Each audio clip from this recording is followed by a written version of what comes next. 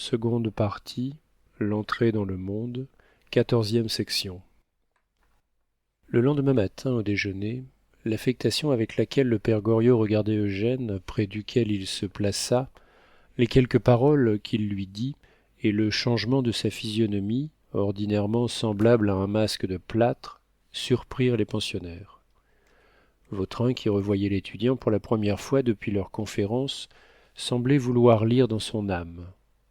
En se souvenant du projet de cet homme, Eugène, qui, avant de s'endormir, avait, pendant la nuit, mesuré le vaste champ qui s'ouvrait à ses regards, pensa nécessairement à la dot de mademoiselle Taillefer, et ne put s'empêcher de regarder Victorine comme le plus vertueux jeune homme regarde une riche héritière.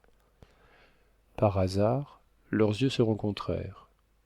La pauvre fille ne manqua pas de trouver Eugène charmant dans sa nouvelle tenue. Le coup d'œil qu'ils échangèrent fut assez significatif pour que Rastignac ne doutât pas d'être pour elle l'objet de ces confus désirs qui atteignent toutes les jeunes filles et qu'elles rattachent au premier être séduisant. Une voix lui criait 800 000 francs. Mais tout à coup il se rejeta dans ses souvenirs de la veille et pensa que sa passion de commande pour madame de Nucingen était l'antidote de ses mauvaises pensées involontaires. L'on donnait hier aux Italiens Barbier de Séville de Rossini. Je n'avais jamais entendu de si délicieuse musique, dit-il. Mon Dieu, est-on heureux d'avoir une loge aux Italiens. Le père Goriot saisit cette parole au vol comme un chien saisit un mouvement de son maître. Vous êtes comme des coqs en pâte, dit madame Vauquer, vous autres hommes, vous faites tout ce qui vous plaît. Comment êtes-vous revenu demanda Vautrin. À pied, répondit Eugène. Moi, reprit le tentateur, je n'aimerais pas de demi-plaisir. Je voudrais aller là dans ma voiture, dans ma loge, et revenir bien commodément. Tout ou rien. Voilà ma devise. Et qui est bonne, reprit madame Vauquer. Vous irez peut-être voir madame de Nucingen, dit Eugène à voix basse à Goriot. Elle vous recevra certes à bras ouverts. Elle voudra savoir de vous 1000 petits détails sur moi. J'ai appris qu'elle ferait tout au monde pour être reçue chez ma cousine, madame la vicomtesse de Beauséant. N'oubliez pas de lui dire que je l'aime trop pour ne pas penser à lui procurer cette satisfaction. Rastignac s'en alla promptement à l'école de droit. Il voulait rester le moins de temps possible dans cette odieuse maison. Il flâna presque toute la journée en proie à cette fièvre de tête qu'ont connue les jeunes gens affectés de trop vives espérances. Les raisonnements de Vautrin le faisaient réfléchir à la vie sociale, au moment où il rencontra son ami Bianchon dans le jardin du Luxembourg. Où as-tu pris cet air grave lui dit l'étudiant en médecine en lui prenant le bras pour se promener devant le palais. Je suis tourmenté par de mauvaises idées. En quel genre? Ça se guérit les idées. Comment? En y succombant. Tu ris sans savoir ce dont il s'agit. As-tu lu Rousseau? Oui. Te souviens-tu de ce passage où il demande à son lecteur ce qu'il ferait au cas où il pourrait s'enrichir en tuant à la Chine par sa seule volonté un vieux mandarin sans bouger de Paris? Oui. Eh bien? Bah, j'en suis à mon 33e mandarin. Ne plaisante pas. Allons, s'il t'était prouvé que la chose est possible et qu'il te suffit d'un signe de tête, le ferais-tu? Est-il bien vieux, le mandarin? Mais bah, jeune ou vieux, paralytique ou bien portant, ma foi, diantre. Eh bien, non. Tu es un brave garçon, Bianchon. Mais si tu aimais une femme à te mettre pour elle l'âme à l'envers, et qu'il lui fallut de l'argent, beaucoup d'argent pour sa toilette, pour sa voiture, pour toutes ses fantaisies, enfin. Mais tu m'ôtes la raison, et tu veux que je raisonne. Eh bien, Bianchon, je suis fou, guéris-moi. J'ai 2 sœurs qui sont des anges de beauté, de candeur, et je veux qu'elles soient heureuses.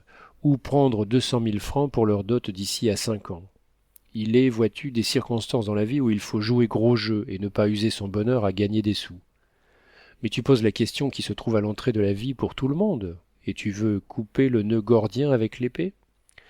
Pour agir ainsi, mon cher, il faut être Alexandre, sinon l'on va au bagne. Moi, je suis heureux de la petite existence que je me créerai en province, où je succéderai tout bêtement à mon père. Les affections de l'homme se satisfont dans le plus petit cercle aussi pleinement que dans une immense circonférence. Napoléon ne dînait pas 2 fois et ne pouvait pas avoir plus de maîtresses qu'en prend un étudiant en médecine quand il est interne aux Capucins. Notre bonheur, mon cher, tiendra toujours entre la plante de nos pieds et notre occiput. Et qu'il coûte 1 million par an ou 100 louis, la perception intrinsèque en est la même au-dedans de nous. Je conclus à l'avis du Chinois. Merci, tu m'as fait du bien, Bianchon. Nous serons toujours amis. Dis donc, reprit l'étudiant en médecine, en sortant du cours de Cuvier au jardin des plantes, je viens d'apercevoir l'ami Chauneau et le Poiret, causant sur un banc avec un monsieur que j'ai vu dans les troubles de l'année dernière, aux environs de la Chambre des députés, et qui m'a fait l'effet d'être un homme de la police déguisé en honnête bourgeois vivant de ses rentes. Étudions ce couple-là, je te dirai pourquoi. Adieu, je vais répondre à mon appel de 4 heures.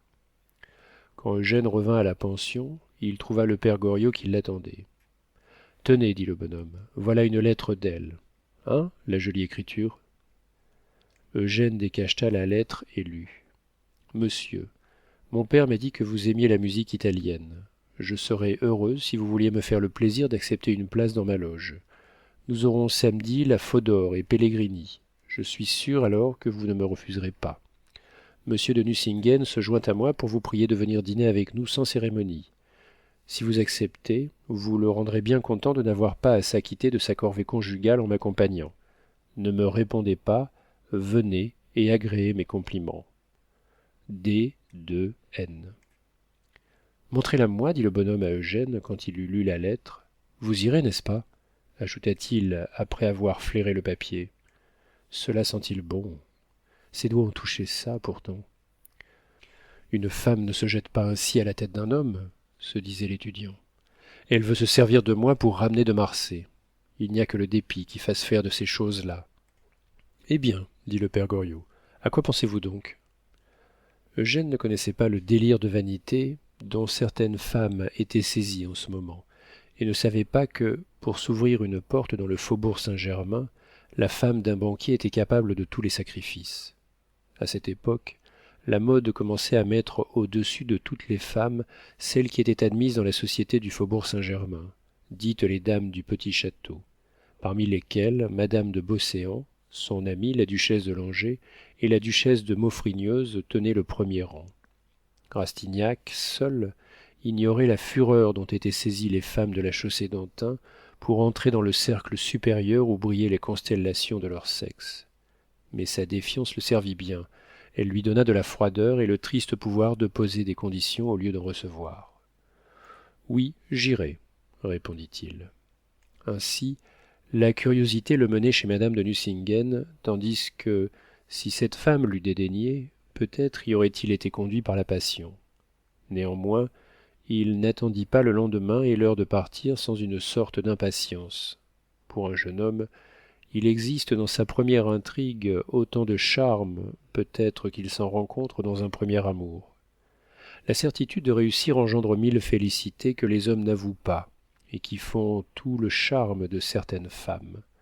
Le désir ne naît pas moins de la difficulté que de la facilité des triomphes. Toutes les passions des hommes sont bien certainement excitées ou entretenues par l'une ou l'autre de ces deux causes qui divisent l'empire amoureux. Peut-être cette division est-elle une conséquence de la grande question des tempéraments qui domine, quoi qu'on en dise, la société. Si les mélancoliques ont besoin du tonique des coquetteries, peut-être les gens nerveux ou sanguins décampent-ils si la résistance dure trop. En d'autres termes, l'élégie est aussi essentiellement lymphatique que le dithyrambe est bilieux. En faisant sa toilette, Eugène savoura tous ces petits bonheurs dont n'osent parler les jeunes gens, de peur de se faire moquer d'eux, mais qui chatouillent l'amour-propre. Il arrangeait ses cheveux en pensant que le regard d'une jolie femme se coulerait sous leurs boucles noires. Il se permit des singeries enfantines autant qu'en aurait fait une jeune fille en s'habillant pour le bal. Il regarda complaisamment sa taille mince en déplissant son habit. Il est certain, se dit-il, qu'on en peut trouver de plus mal tournées. Puis il descendit au moment où tous les habitués de la pension étaient à table et reçut gaiement le hurrah de sottise que sa tenue élégante excita. Un trait des mœurs particulières aux pensions bourgeoises est l'ébahissement qui cause une toilette soignée. Personne n'y met un habit neuf sans que chacun dise son mot. Fit Bianchon, en faisant claquer sa langue contre son palais, comme pour exciter un cheval. tournure de duc et pair, dit madame Vauquer. Monsieur va en conquête fit observer mademoiselle Michonneau. Coquerico, cria le peintre. Mes compliments à madame votre épouse, dit l'employé au muséum. Monsieur a une épouse demanda Poiret.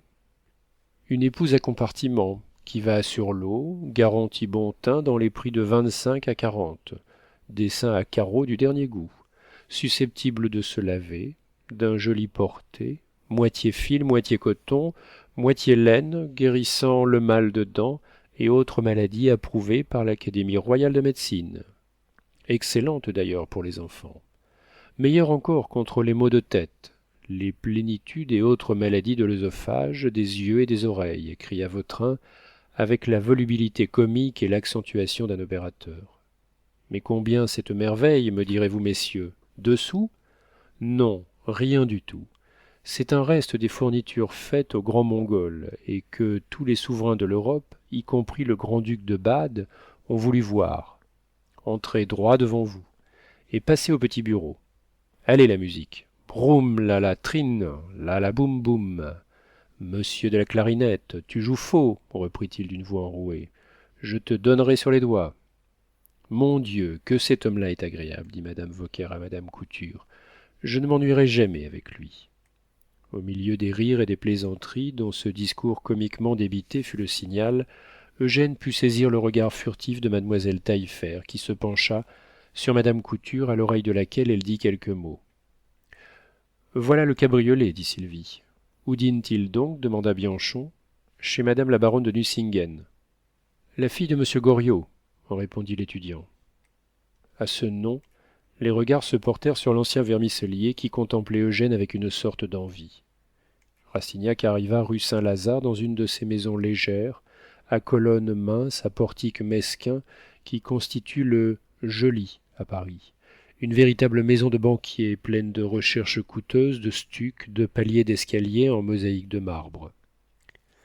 Il trouva madame de Nucingen dans un petit salon à peinture italienne, dont le décor ressemblait à celui des cafés. La baronne était triste. Les efforts qu'elle fit pour cacher son chagrin intéressèrent d'autant plus vivement Eugène qu'il n'y avait rien de joué. Il croyait rendre une femme joyeuse par sa présence et la trouvait au désespoir. Ce désappointement piqua son amour-propre. J'ai bien peu de droit à votre confiance, madame, dit-il après l'avoir lutinée sur sa préoccupation. Mais si je vous gênais, je compte sur votre bonne foi, vous me le diriez franchement. Restez, dit-elle, je serai seule si vous vous en alliez. Nucingen dîne en ville, et je ne voudrais pas être seule, j'ai besoin de distraction. Mais qu'avez-vous? Vous seriez la dernière personne à qui je le dirais, s'écria-t-elle. Je veux le savoir, je dois alors être pour quelque chose dans ce secret. Peut-être, mais non, reprit-elle, c'est des querelles de ménage qui doivent être ensevelies au fond du cœur. Ne vous le disais-je pas avant-hier? Je ne suis point heureuse, les chaînes d'or sont les plus pesantes. Quand une femme dit à un jeune homme qu'elle est malheureuse, si ce jeune homme est spirituel, bien mis, s'il a 1500 francs d'oisiveté dans sa poche, il doit penser ce que se disait Eugène et devient fat. Que pouvez-vous désirer? Répondit-il. Vous êtes belle, jeune, aimée, riche. Ne parlons pas de moi, dit-elle en faisant un sinistre mouvement de tête. Nous dînerons ensemble, tête à tête. Nous irons entendre la plus délicieuse musique. Suis-je à votre goût? Reprit-elle en se levant et montrant sa robe en cachemire blanc à dessins perses de la plus riche élégance. Je voudrais que vous fussiez tout à moi, dit Eugène. Vous êtes charmante. Vous auriez une triste propriété, dit-elle en souriant avec amertume.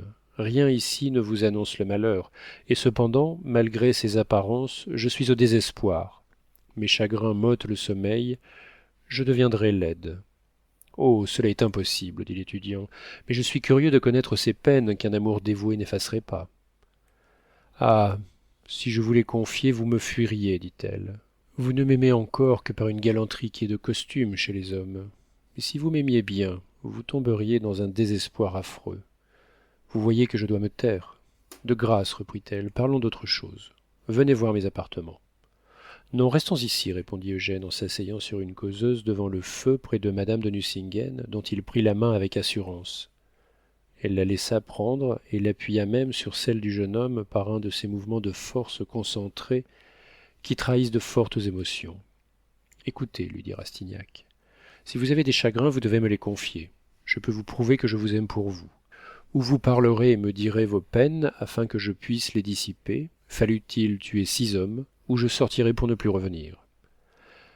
Eh bien, s'écria-t-elle, saisie par une pensée de désespoir qui la fit se frapper le front, je vais vous mettre à l'instant même à l'épreuve. Oui, se dit-elle, il n'est plus que ce moyen. Elle sonna. La voiture de monsieur est-elle attelée dit-elle à son valet de chambre. Oui, madame. Je la prends, vous lui donnerez la mienne et mes chevaux. Vous ne servirez le dîner qu'à 7 heures. Allons, venez, dit-elle à Eugène, qui crut rêver en se trouvant dans le coupé de monsieur de Nucingen, à côté de cette femme. Au Palais-Royal, dit-elle au cocher, près du Théâtre-Français. En route, elle parut agitée et refusa de répondre aux 1000 interrogations d'Eugène, qui ne savait que penser de cette résistance muette, compacte, obtuse. En un moment, elle m'échappe, se disait-il. Quand la voiture s'arrêta, la baronne regarda l'étudiant d'un air qui imposa silence à ses folles paroles, car il s'était emporté. Vous m'aimez bien dit-elle. Oui, répondit-il en cachant l'inquiétude qui le saisissait. Vous ne penserez rien de mal sur moi, quoi que je puisse vous demander. Non. Êtes-vous disposé à m'obéir aveuglément? Êtes-vous allé quelquefois au jeu dit-elle d'une voix tremblante. Jamais. Ah, je respire. Vous aurez du bonheur. Voici ma bourse, dit-elle. Prenez donc. Il y a 100 francs, c'est tout ce que possède cette femme si heureuse.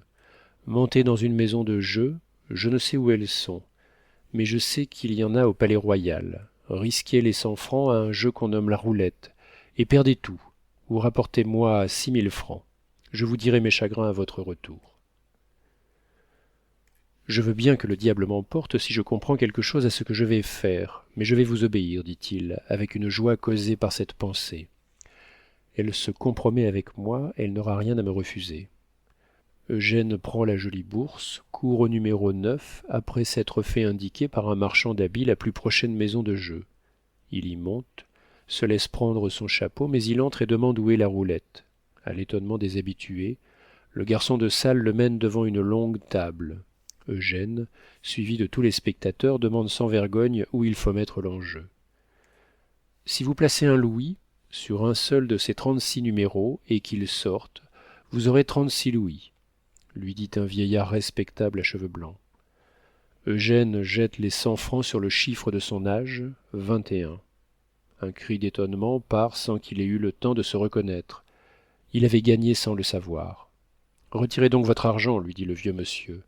L'on ne gagne pas 2 fois dans ce système-là. Eugène prend un râteau que lui tend le vieux monsieur. Il tire à lui les 3600 francs et toujours sans rien savoir du jeu les place sur la rouge. La galerie le regarde avec envie en voyant qu'il continue à jouer. La roue tourne, il gagne encore, et le banquier lui jette encore 3600 francs. Vous avez 7200 francs à vous, lui dit à l'oreille le vieux monsieur. Si vous m'en croyez, vous vous en irez la rouge à passer 8 fois. Si vous êtes charitable, vous reconnaîtrez ce bon avis en soulageant la misère d'un ancien préfet de Napoléon qui se trouve dans le dernier besoin. Rastignac, étourdi, se laisse prendre 10 louis par l'homme à cheveux blancs et descend avec les 7000 francs, ne comprenant encore rien au jeu, mais stupéfié de son bonheur. Ah çà, où me mènerez-vous maintenant dit-il en montrant les 7000 francs à madame de Nucingen quand la portière fut refermée. Delphine le serra par une étreinte folle et l'embrassa vivement mais sans passion. Vous m'avez sauvé. Des larmes de joie coulèrent en abondance sur ses joues. Je vais tout vous dire, mon ami. Vous serez mon ami, n'est-ce pas?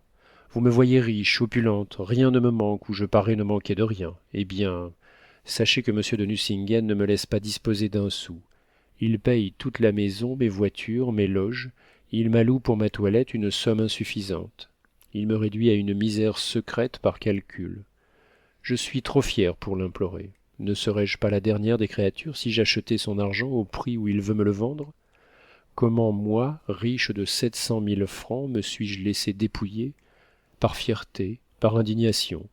Nous sommes si jeunes, si naïves, quand nous commençons la vie conjugale. La parole par laquelle il fallait demander de l'argent à mon mari me déchirait la bouche, je n'osais jamais. Je mangeais l'argent de mes économies et celui que me donnait mon pauvre père. Puis je me suis endetté. Le mariage est pour moi la plus horrible des déceptions. Je ne puis vous en parler. qu'il vous suffise de savoir que je me jetterais par la fenêtre s'il fallait vivre avec Nucingen, autrement qu'en ayant chacun notre appartement séparé. Quand il a fallu lui déclarer mes dettes de jeune femme, des bijoux, des fantaisies, mon pauvre père nous avait accoutumés à ne nous rien refuser. J'ai souffert le martyre, mais enfin, j'ai trouvé le courage de les dire. N'avais-je pas une fortune à moi? Nucingen s'est emporté. Il m'a dit que je le ruinerais, des horreurs. J'aurais voulu être à 100 pieds sous terre. Comme il avait pris ma dot, il a payé, mais en stipulant désormais, pour mes dépenses personnelles, une pension à laquelle je me suis résigné afin d'avoir la paix. Depuis, j'ai voulu répondre à l'amour-propre de quelqu'un que vous connaissez, dit-elle. Si j'ai été trompée par lui, je serais malvenue à ne pas rendre justice à la noblesse de son caractère. Mais enfin il m'a quittée indignement. On ne devrait jamais abandonner une femme à laquelle on a jeté, dans un jour de détresse, un tas d'or. On doit l'aimer toujours. Vous, belle âme de 21 ans, vous, jeune et pure, vous me demanderez comment une femme peut accepter de l'or d'un homme? Mon Dieu! N'est-il pas naturel de tout partager avec l'être auquel nous devons notre bonheur? Quand on s'est tout donné, qui pourrait s'inquiéter d'une parcelle de ce tout? L'argent ne devient quelque chose qu'au moment où le sentiment n'est plus. N'est-on pas liés pour la vie? Qui de nous prévient une séparation en se croyant bien aimés? Vous nous jurez un amour éternel? Comment avoir alors des intérêts distincts?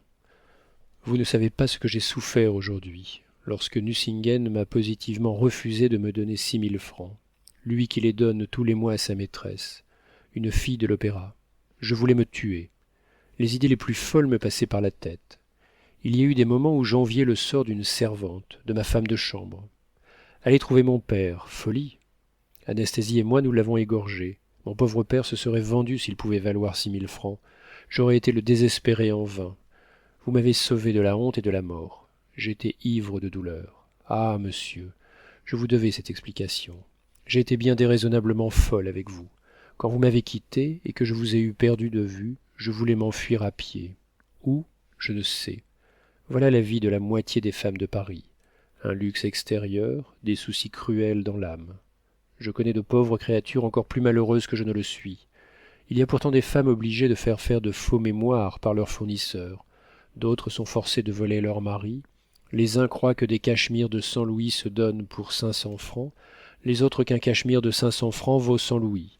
Il se rencontre de pauvres femmes qui font jeûner leurs enfants et grappillent pour avoir une robe. Moi je suis pure de ces odieuses tromperies. Voici ma dernière angoisse. Si quelques femmes se vendent à leurs maris pour les gouverner, moi au moins je suis libre. Je pourrais me faire couvrir d'or par Nucingen, et je préfère pleurer la tête appuyée sur le cœur d'un homme que je puisse estimer. Ah, ce soir monsieur de Marsay n'aura pas le droit de me regarder comme une femme qu'il a payée. Elle se mit le visage dans ses mains pour ne pas montrer ses pleurs à Eugène, qui lui dégagea la figure pour la contempler. Elle était sublime, ainsi. Mêler l'argent au sentiment, n'est-ce pas horrible? Vous ne pourrez pas m'aimer, dit-elle.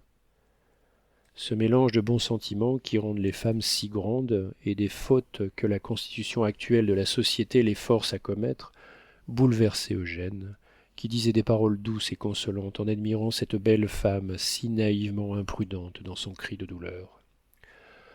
Vous ne vous armerez pas de ceci contre moi, dit-elle. Promettez-le-moi. Ah, madame, j'en suis incapable, dit-il. Elle lui prit la main et la mit sur son cœur par un mouvement plein de reconnaissance et de gentillesse. Grâce à vous, me voilà redevenue libre et joyeuse. Je vivais pressée par une main de fer. Je veux maintenant vivre simplement, ne rien dépenser. Vous me trouverez bien comme je serai, mon ami, n'est-ce pas? Gardez ceci, dit-elle en ne prenant que 6 billets de banque. En conscience, je vous dois 1 000 écus, car je me suis considérée comme étant de moitié avec vous. Eugène se défendit comme une vierge, mais la baronne lui en dit « Je vous regarde comme mon ennemi si vous n'êtes pas mon complice. » Il prit l'argent. « Ce sera une mise de fonds en cas de malheur, dit-il. »« Voilà le mot que je redoutais, s'écria-t-elle en pâlissant. Si vous voulez que je sois quelque chose pour vous, jurez-moi, dit-elle, de ne jamais retourner au jeu. Mon Dieu, moi, vous corrompre, j'en mourrais de douleur. » Ils étaient arrivés. Le contraste de cette misère et de cette opulence étourdissait l'étudiant, dans les oreilles duquel les sinistres paroles de Vautrin vinrent retentir. « Mettez-vous là, dit la baronne en entrant dans sa chambre et montrant une causeuse auprès du feu. Je vais écrire une lettre bien difficile. Conseillez-moi. » N'écrivez pas, lui dit Eugène. Enveloppez les billets, mettez l'adresse et envoyez-les par votre femme de chambre. Mais vous êtes un amour d'homme, dit-elle. Ah. Voilà, monsieur, ce que c'est que d'avoir été bien élevé. Ceci est du bosséen tout pur, dit-elle en souriant. Elle est charmante, se dit Eugène qui s'éprenait de plus en plus. Il regarda cette chambre respirer la voluptueuse élégance d'une riche courtisane. Cela vous plaît-il dit-elle en sonnant sa femme de chambre. Thérèse, portez cela vous-même à monsieur de Marsay et remettez-le à lui-même. Si vous ne le trouvez pas, vous me rapporterez la lettre. Thérèse ne partit pas sans avoir jeté un malicieux coup d'œil sur Eugène. Le dîner était servi. Rastignac donna le bras à madame de Nucingen qui le mena dans une salle à manger délicieuse où il retrouva le luxe de table qu'il avait admiré chez sa cousine. Les jours d'Italien, dit-elle, vous viendrez dîner avec moi et vous m'accompagnerez. Je m'accoutumerai à cette douce vie si elle devait durer, mais je suis un pauvre étudiant qui a sa fortune à faire. Elle se fera, dit-elle en riant. Vous voyez, tout s'arrange. Je ne m'attendais pas à être si heureuse. 15e section. Il est dans la nature des femmes de prouver l'impossible par le possible et de détruire les faits par des pressentiments. Quand madame de Nucingen et Rastignac entrèrent dans leur loge au Bouffon, elle eut un air de contentement qui la rendait si belle que chacun se permit de ces petites calomnies contre lesquelles les femmes sont sans défense et qui font souvent croire à des désordres inventés à plaisir. Quand on connaît Paris, on ne croit à rien de ce qui s'y dit, et l'on ne dit rien de ce qui s'y fait. Eugène prit la main de la baronne, et tous deux se parlèrent par des pressions plus ou moins vives, en se communiquant les sensations que leur donnait la musique. Pour eux, cette soirée fut enivrante. Ils sortirent ensemble, et madame de Nucingen voulut reconduire Eugène jusqu'au Pont-Neuf, en lui disputant, pendant toute la route, un des baisers qu'elle lui avait si chaleureusement prodigués au Palais-Royal. Eugène lui reprocha cette inconséquence. Tantôt, répondit-elle, c'était de la reconnaissance pour un dévouement inespéré. Maintenant ce serait une promesse. Et vous ne voulez m'en faire aucune, ingrate. Il se fâcha. En faisant un de ces gestes d'impatience qui ravissent un amant, elle lui donna sa main à baiser, qu'il prit avec une mauvaise grâce dont elle fut enchantée. À lundi au bal, dit-elle.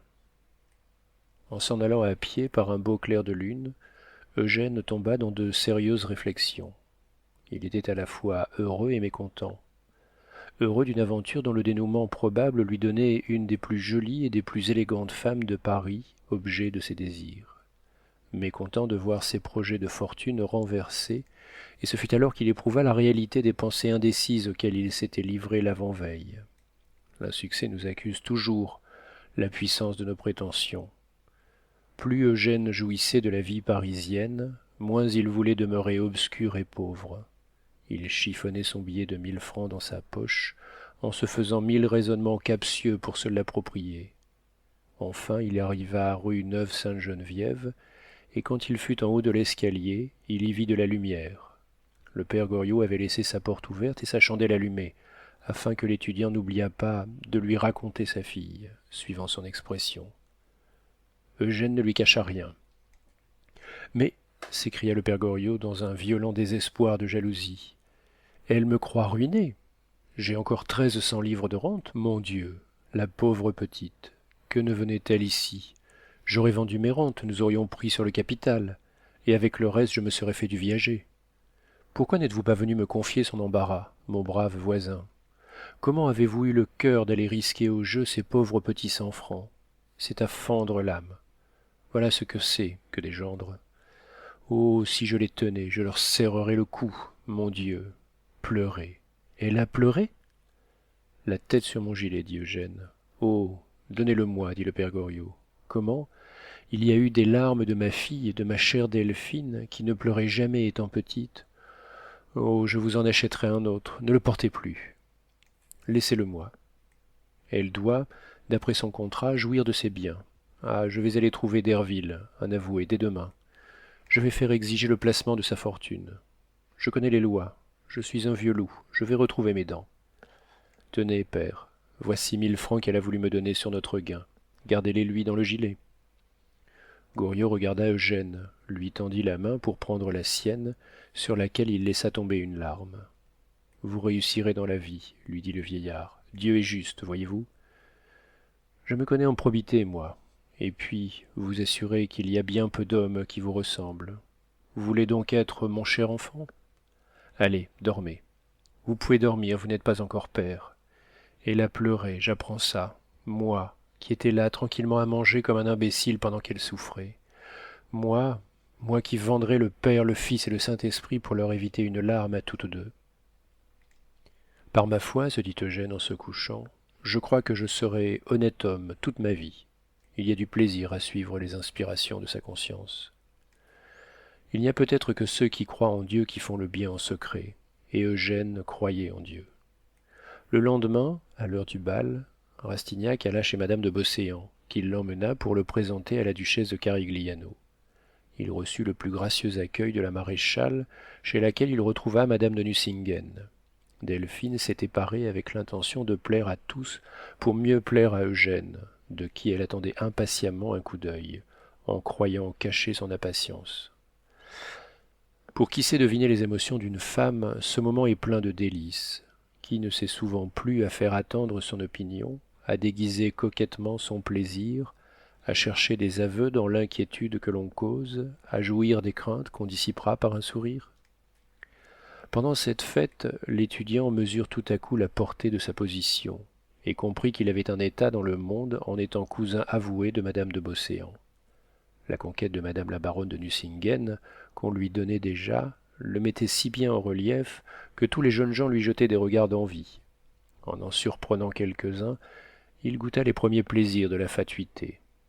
En passant d'un salon dans un autre, en traversant les groupes, il entendit vanter son bonheur. Les femmes lui prédisaient toutes des succès. Delphine, craignant de le perdre, lui promit de ne pas lui refuser le soir le baiser qu'elle s'était tant défendu d'accorder l'avant-veille.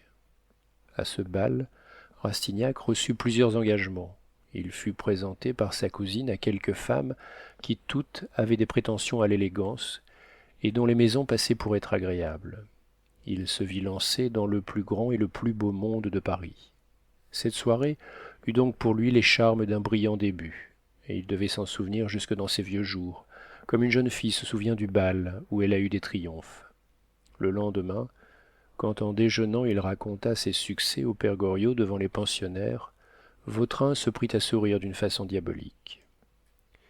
Et vous croyez, s'écria ce féroce logicien, qu'un jeune homme à la mode peut demeurer rue Neuve-Sainte-Geneviève, dans la maison Vauquer, pension infiniment respectable sous tous les rapports, certainement, mais qui n'est rien moins que fashionable.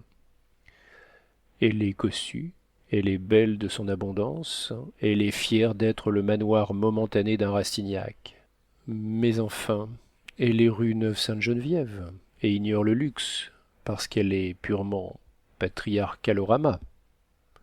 Mon jeune ami, reprit Vautrin, d'un air paternellement railleur, si vous voulez faire figure à Paris, il vous faut 3 chevaux et un tilbury pour le matin, un coupé pour le soir, en tout 9000 francs pour le véhicule.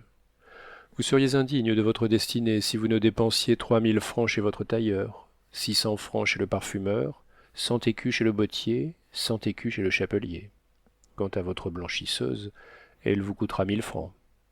Les jeunes gens à la mode ne peuvent se dispenser d'être très forts sur l'article du linge. N'est-ce pas ce qu'on examine le plus souvent en eux?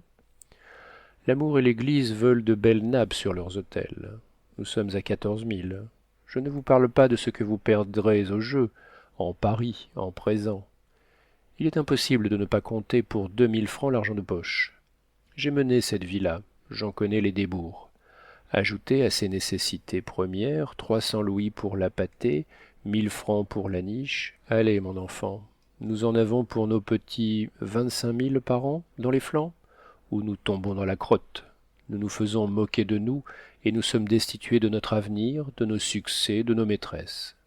J'oublie le valet de chambre et le groom. Est-ce Christophe qui portera vos billets doux? Les écrirez-vous sur le papier dont vous vous servez? Ce serait vous suicider.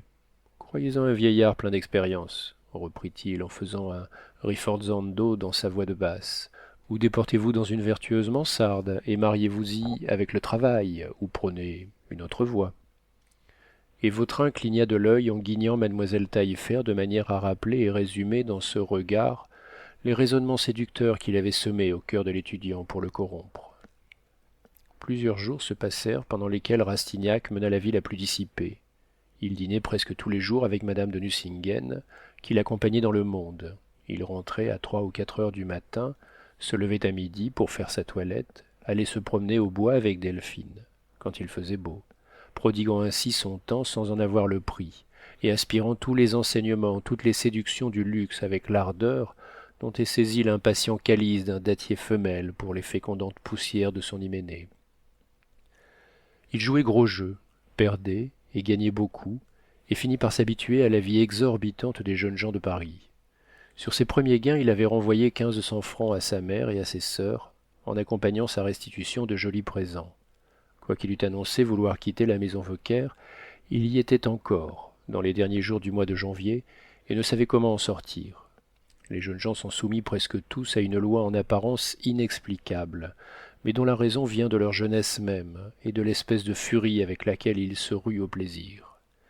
Riches ou pauvres, ils n'ont jamais d'argent pour les nécessités de la vie, tandis qu'ils en trouvent toujours pour leurs caprices. Prodigues de tout ce qui s'obtient à crédit, ils sont avares de tout ce qui se paye à l'instant même et semblent se venger de ce qu'ils n'ont pas en dissipant tout ce qu'ils peuvent avoir. Ainsi, pour nettement poser la question, un étudiant prend bien plus de soin de son chapeau que de son habit. L'énormité du gain rend le tailleur essentiellement créditeur, tandis que la modicité de la somme fait du chapelier un des êtres les plus intraitables parmi ceux avec lesquels il est forcé de parlementer. Si le jeune homme, assis au balcon d'un théâtre, offre à la lorgnette des jolies femmes d'étourdissants gilets, il est douteux qu'il ait des chaussettes. Le bonnetier est encore un des charançons de sa bourse. Rastignac en était là, toujours vide pour madame Vauquer, toujours pleine pour les exigences de la vanité. Sa bourse avait des revers et des succès lunatiques en désaccord avec les paiements les plus naturels. Afin de quitter la pension puante, ignoble, où s'humiliaient périodiquement ses prétentions, ne fallait-il pas payer un mois à son hôtesse et acheter des meubles pour son appartement de dandy? C'était toujours la chose impossible. Si pour se procurer l'argent nécessaire à son jeu, Rastignac savait acheter chez son bijoutier des montres et des chaînes d'or chèrement payées sur ses gains, et qu'il portait au mont-de-piété, ce sombre et discret ami de la jeunesse, il se trouvait sans invention comme sans audace quand il s'agissait de payer sa nourriture, son logement, ou d'acheter les outils indispensables à l'exploitation de la vie élégante. Une nécessité vulgaire, des dettes contractées pour des besoins satisfaits, ne l'inspirait plus. Comme la plupart de ceux qui ont connu cette vie de hasard, il attendait au dernier moment pour solder des créances sacrées aux yeux des bourgeois, comme faisait Mirabeau qui ne payait son pain que quand il se présentait sous la forme dragonnante d'une lettre de change. Vers cette époque, Rastignac avait perdu son argent et s'était endetté. L'étudiant commençait à comprendre qu'il lui serait impossible de continuer cette existence sans avoir des ressources fixes. Mais, tout en gémissant sous les piquantes atteintes de sa situation précaire, il se sentait incapable de renoncer aux jouissances excessives de cette vie et voulait la continuer à tout prix. Les hasards sur lesquels il avait compté pour sa fortune devenaient chimériques et les obstacles réels grandissaient. En s'initiant au secret domestique de monsieur et madame de Nucingen, il s'était aperçu que pour convertir l'amour en instrument de fortune, il fallait avoir bu toute honte et renoncer aux nobles idées qui sont l'absolution des fautes de la jeunesse.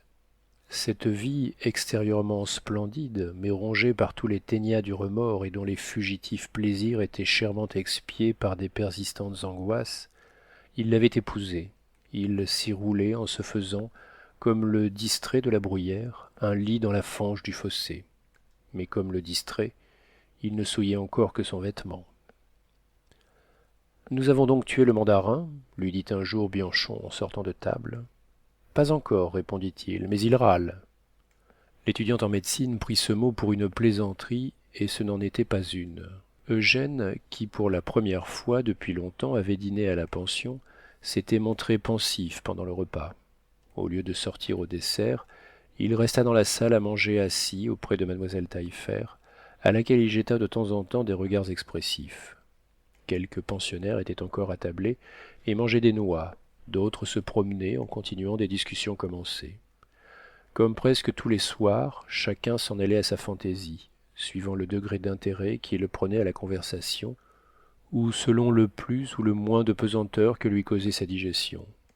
En hiver, il était rare que la salle à manger fût entièrement évacuée avant 8 heures, moment où les 4 femmes demeuraient seules et se vengeaient du silence que leur sexe leur imposait au milieu de cette réunion masculine. Frappé de la préoccupation à laquelle Eugène était en proie, Vautrin resta dans la salle à manger, quoiqu'il eût paru d'abord empressé de sortir, et se tint constamment de manière à n'être pas vu d'Eugène qui pût le croire parti. Puis, au lieu d'accompagner ceux des pensionnaires qui s'en allèrent les derniers, il stationna sournoisement dans le salon. Il avait lu dans l'âme de l'étudiant et pressentait un symptôme décisif. Rastignac se trouvait en effet dans une situation perplexe que beaucoup de jeunes gens ont dû connaître. Aimante ou coquette, madame de Nucingen avait fait passer Rastignac par toutes les angoisses d'une passion véritable, en déployant pour lui les ressources de la diplomatie féminine en usage à Paris. Après s'être compromise aux yeux du public pour fixer près d'elle le cousin de madame de Beauséant, elle hésitait à lui donner réellement les droits dont il paraissait jouir.